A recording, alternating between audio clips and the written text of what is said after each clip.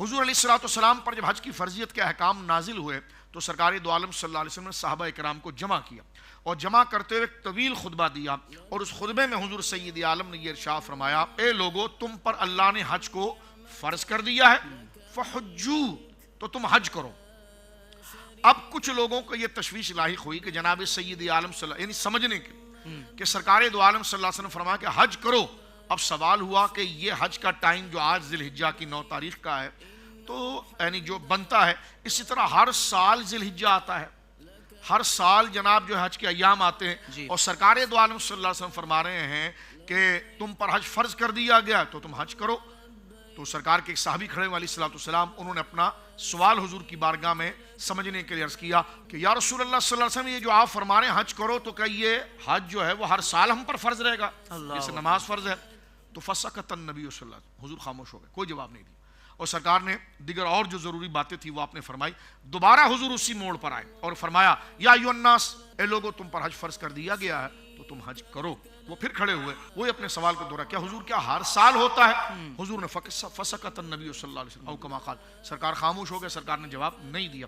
پھر حضور نے چند احکامات اور ضروری باتیں کی، پھر دوبارہ حضور اسی بات کی طرف آئے، لوگوں تم پر حج فرض ہو گیا ہے اور تم حج کرو۔ پھر وہ کھڑے ہوئے اور کہنے لگے، یا رسول اللہ کہ ہر سال فرض ہو گیا ہے؟ تو سرکار نے ان کی طرف دیکھ کر فرمایا، مجھ سے بار بار نہ پوچھو، اگر میں ہاں کہہ دوں گا کہ ہر سال فرض ہے تو تم پر فرض ہو جائے گا۔ جب میں نے یہ کہا ہی نہیں ہے، جب میں نے تمہیں یہ کہا ہی نہیں ہے کہ ہر سال ہے، میں نے کہا تم کو حج کرو، تو جب میں نے امر کی ایک بات کی ہے تو اس کے فرض کامل کو ادا کر لو، تمہاری طرف سے وہ گویا کہ فرض ادا ہو جائے گا۔ لیکن تم جو بات کو قرید کر مجھ سے پوچھ رہے ہو ہر سال ہر سال، تو اللہ رب العالمین نے جناب سید عالم صلی اللہ علیہ وسلم کو جو مقام و مرتبہ عطا فرمایا، سرکار نے فرمایا اگر میری زبان سے ہاں نکل گیا تو لوجبت، تو تم پر ہر سال حج فرض ہو جائے گا۔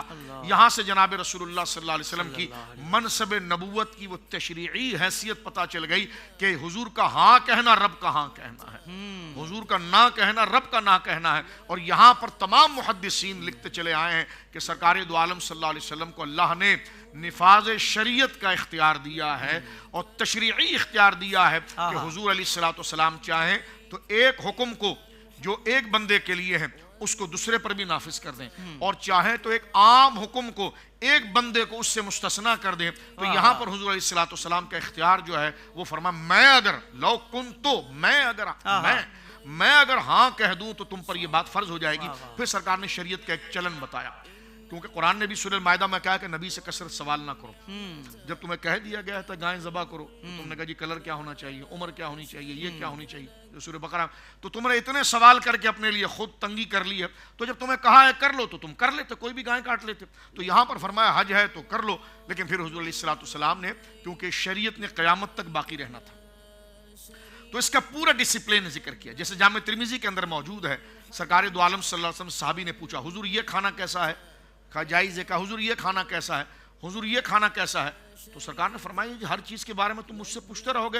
تو فرمایا سنو، الحلال ما احل اللہ فی کتابہ، حلال وہی ہے جو اللہ نے اپنی کتاب میں نام لے کر حلال کر دیا ہے، والحرام ما حرم اللہ فی کتابہ، حرام وہی ہے جس کو اللہ نے نام لے کر اپنی کتاب میں حرام کر دیا یہی، اور جس کو شریعت مطہرہ نے نومینیٹ کر کے کچھ بھی نہیں کہا، نہ اسے حلال کہا نہ حرام کہا، اس کا نام ہی نہیں لیا، یہ تمہارے لیے معاف ہے، تو لہٰذا تم اس کے بارے میں سوال نہ کرو۔ اسی سے امام اعظم ابو حنیفہ رحمہ اللہ اور دیگر ائمہ نے مسئلہ نکالا، الاصل فی الاشیاء اباحہ، اصل میں ہر چیز جائز ہوتی ہے جب تک شریعت مطہرہ جو ہے اس کا نام لے کر اس کو منع نہ کرے۔ سرکار دو عالم صلی اللہ علیہ وسلم نے ارشاد فرمایا، یہ اب قاعدہ آ رہا ہے، لوگ جو بدعت کے فتوے لگاتے ہیں، اس بات کو یہاں سمجھایا جا رہا ہے۔ فرمایا دیکھو اگر میں ہاں کہہ دوں گا تو حج فرض ہو جائے گا، لیکن شریعت کا ڈسپلن سمجھو۔ ارشاد فرما، جب میں کسی کا نام لے کر تم سے کہوں تو فوراً وہ کام کر لو، جب میں کسی چیز کو نام لے کر کہوں نہیں تو پھر تم اس سے باز آ جاؤ۔ یعنی کیا کہنے کا مقصد تھا کہ جس کو میں خود ڈسکس نہ کروں تو اس کا مطلب وہ تمہارے لیے جائز ہوتا ہے، تو تم مجھ سے اس بات کو قریدہ نہ کرو۔ جس چیز لیے اہل سنت کہتے ہیں، یہ وہ جیسا ہم سے سوال ہوتا ہے، یہ فلاں چیز جناب جو ہے یہ اس کا کیا ہو، کیا یہ اس کے جائز ہونے کی دلیل کیا ہے؟ فاتحہ جائز ہونے کی دلیل کیا ہے؟ 11ویں شریف کے جائز ہونے کی دلیل کیا ہے؟ تو ہمارے علماء سادہ سا جواب پوچھتے ہیں کہ اس کے ناجائز ہونے کی دلیل کیا ہے؟ بہت اچھے، واہ واہ۔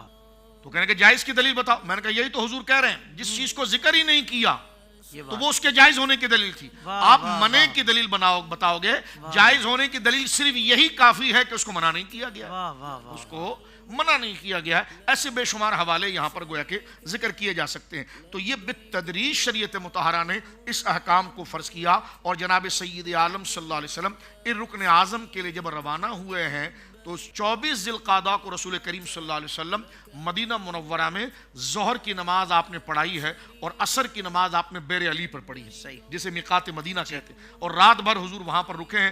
24 کو حضور چلے ہیں حافظ صاحب قبلہ کہاں سے, مدینہ منورہ سے, اور 5 ذی الحجہ کو جناب سید عالم صلی اللہ علیہ وسلم جو ہیں وہ مکہ مکرمہ میں پہنچے اور آپ نے حج قران کا احرام باندھا. زندگی کے تمام شعبوں میں دینی رہنمائی حاصل کرنے اور آخرت کو بہتر کرنے کے لیے ہمارے YouTube channel Islamic digital studio کو سبسکرائب کر لیں اور بیل آئیکن بھی پریس کر لیں.